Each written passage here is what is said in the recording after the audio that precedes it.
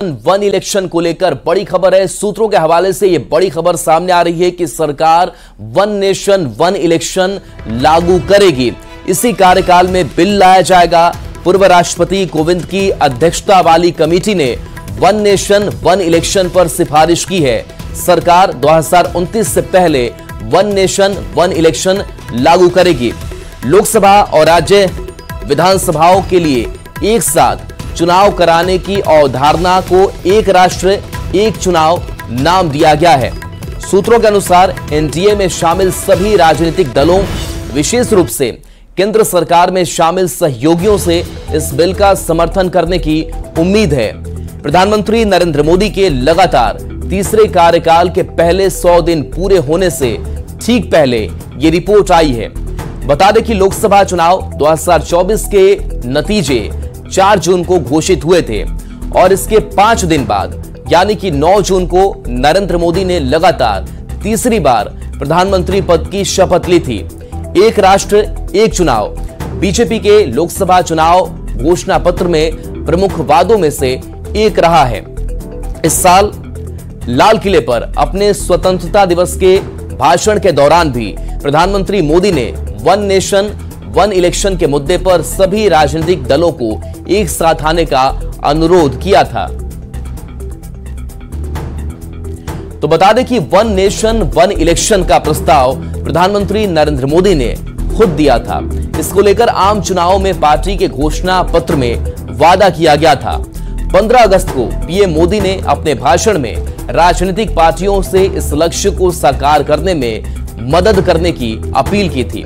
उन्होंने बार बार चुनाव को भारत की प्रगति में बाधा बताया था। किले से तिरंगे की साक्षी में देश के राजनीतिक दलों से आग्रह करता हूं, देश के संविधान को समझने वाले लोगों से आग्रह करता हूं कि भारत की प्रगति के लिए, भारत के संसाधनों का सर्वाधिक उपयोग जन सामान्य के लिए हो, उसके लिए वन नेशन वन इलेक्शन के सपने को साकार करने के लिए हमें आगे आना चाहिए।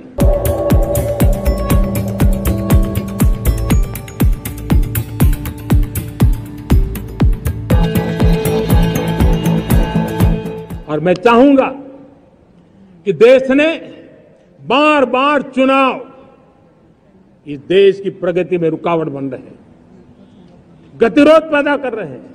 आज कोई भी योजना को चुनाव के साथ जोड़ देना आसान हो गया है, क्योंकि हर 3 महीने 6 महीने कहीं न कहीं चुनाव चल रहा है। कोई भी योजना जाहिर करोगे आप तो मीडिया में देखेंगे चुनाव आया तो फलाना हो गया, चुनाव आया तो फलाना हो गया। हर काम को चुनाव के रंग से रंग दिया गया है और इसलिए देश में व्यापक चर्चा हुई है। सभी राजनीतिक दलों ने अपने विचार रखे हैं। एक कमेटी ने बहुत बढ़िया अपना रिपोर्ट तैयार किया है। वन नेशन वन इलेक्शन के लिए देश को आगे आना होगा। मैं लाल किले से तिरंगे की साक्षी में देश के राजनीतिक दलों से आग्रह करता हूं, देश के संविधान को समझने वाले लोगों से आग्रह करता हूं कि भारत की प्रगति के लिए, भारत के संसाधनों का सर्वाधिक उपयोग जन सामान्य के लिए हो, उसके लिए वन नेशन वन इलेक्शन के सपने को साकार करने के लिए हमें आगे आना चाहिए। और देखिए, वन नेशन वन इलेक्शन पर विचार के लिए 2 सितंबर 2023 को पूर्व राष्ट्रपति रामनाथ कोविंद की अध्यक्षता में कमेटी बनी थी और उसके बाद से कैसे ये प्रोसेस आगे बढ़ती चली गई उसको समझते हैं। तो 2 सितंबर 2023 को ये कमेटी बनी थी। कमेटी ने 14 मार्च को राष्ट्रपति द्रौपदी मुर्मू को अपनी रिपोर्ट सौंप दी है।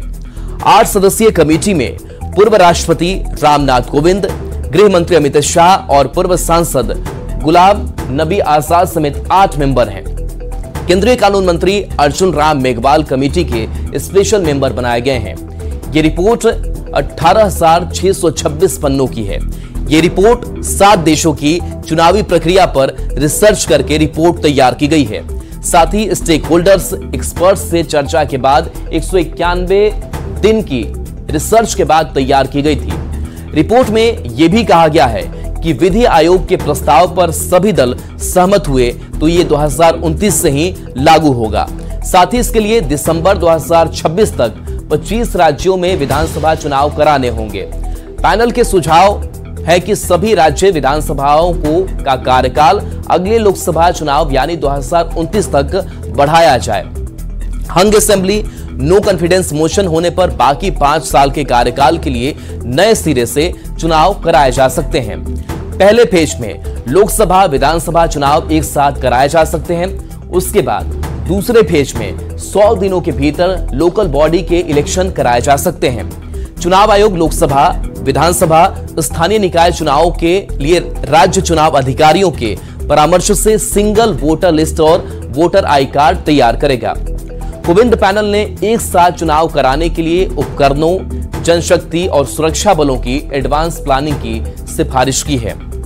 अब देखिए क्या है वन नेशन वन इलेक्शन, उसको भी समझते हैं। तो भारत में फिलहाल राज्यों के विधानसभा और देश के लोकसभा चुनाव अलग अलग समय पर होते हैं। वन नेशन वन इलेक्शन का मतलब है कि पूरे देश में एक साथ ही लोकसभा और विधानसभाओं के चुनाव हो, यानी मतदाता लोकसभा और राज्य के विधानसभाओं के सदस्यों को चुनने के लिए एक ही दिन एक ही समय पर या फिर चरणबद्ध तरीके से अपना वोट डालेंगे। आजादी के बाद 1952, 1957, 1962 और 1967 में लोकसभा और विधानसभा के चुनाव एक साथ ही हुए थे, लेकिन 1968 और 1969 में कई विधानसभाएं समय से पहले ही भंग कर दी गई। उसके बाद 1970 में लोकसभा भी भंग कर दी गई। इसके बाद से एक देश एक चुनाव की परंपरा टूट गई। अब देखिए वन नेशन वन इलेक्शन के फायदे क्या हैं? तो एक साथ चुनाव कराने से हर साल अलग अलग चुनाव कराने पर होने वाला भारी खर्च कम हो जाएगा और ये एक साथ हो जाएगा और इससे जनता का पैसा बचेगा। प्रशासनिक ढांचे और सुरक्षा बलों पर बोझ कम होगा। चुनाव आयोग ने लोकसभा, राज्यों और केंद्र शासित प्रदेश में चुनाव करने का खर्च 4500 करोड़ आंका है। चुनाव के कारण बार बार आदर्श आचार संहिता लागू हो जाती है, जो सामान्य शासन को प्रभावित करती है। बार बार चुनाव से सामान्य सार्वजनिक जीवन बाधित होता है और आवश्यक सेवाओं के कामकाज पर असर पड़ता है। अगर देश में एक साथ चुनाव होंगे तो चुनाव की अवधि कुछ खास दिनों तक ही सीमित होगी। विधि आयोग के अनुसार एक साथ चुनाव कराने से मतदान प्रतिशत भी बढ़ेगा। एक साथ चुनाव वोट बैंक तुष्टीकरण की राजनीति के खिलाफ भी काम कर सकते हैं।